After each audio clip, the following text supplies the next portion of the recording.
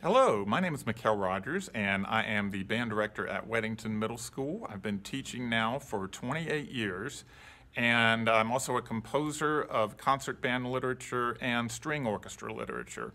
I wanted to share with you a couple of ideas and things that I've learned over the years to give some quick, inexpensive, almost free tips for your beginning band students that will certainly help make your life and the lives of your students a lot easier.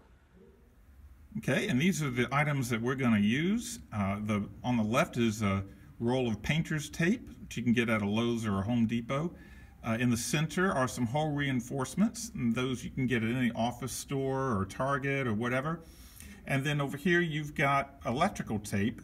It's a multicolored pack, and you can get all 5 colors in one pack at, again, a Lowe's, Home Depot, home improvement store, that type of thing. So we're going to use the reinforcers on the flute, and you just peel them off and put them on the keys that they are actually going to put their fingers on. That's one of the biggest issues when they're first starting to learn, is just putting the finger on the right keys.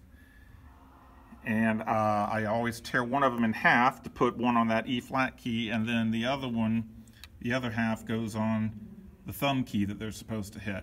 And that makes life a lot easier for the flutes in the very beginning when you're just trying to get them to put the fingers on the right keys, okay? And then you can just peel them off when they're ready. You can see the painter's tape is used just to mark third position on a trombone. I find that it's very easy for beginners to find first position.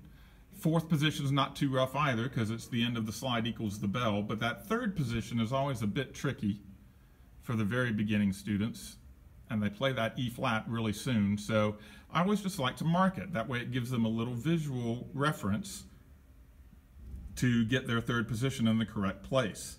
And then once they get used to it, then you can just take that off. As you can see, the electrical tape is really good for color coding mouthpieces. If you've got several students sharing the same tuba or French horn or whatever, and they've each got their own mouthpiece, you can use the electrical tape to color code each mouthpiece so that the student knows exactly which one to get. The other use for the electrical tape is to mark the clarinet pinky keys. I didn't mark that fourth one because we really don't use it that much. And usually what I do is I just add these as we need them. For example, the first thing they'll probably do is tag that blue key to play the low F, and then the upper C when you're over the break. And then up here, they'll use the yellow one for the low E or the upper B. And I've got the green one tagged in 2 places in case you're using an alternate fingering or whatever, because that green or that green does the same thing. You can always create a little chart for them as well. And hanging next to this is my real high-tech clarinet fingering chart here. And this is not a full fingering chart, it just is the one that uses the pinky keys. So for example, your middle B uses all 6 of your main keys, the register key, and then yellow and blue.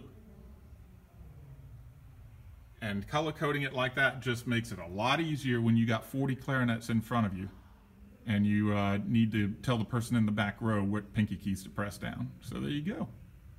Okay, and so those are my little hacks that I've discovered over the years or invented over the years to make things a little bit easier for all of your beginners and for you as a director. So hope that was helpful. Please feel free to steal any of these ideas and use them in your classroom. All right? Thanks a bunch. This has been Mikkel Rogers. You have a great day.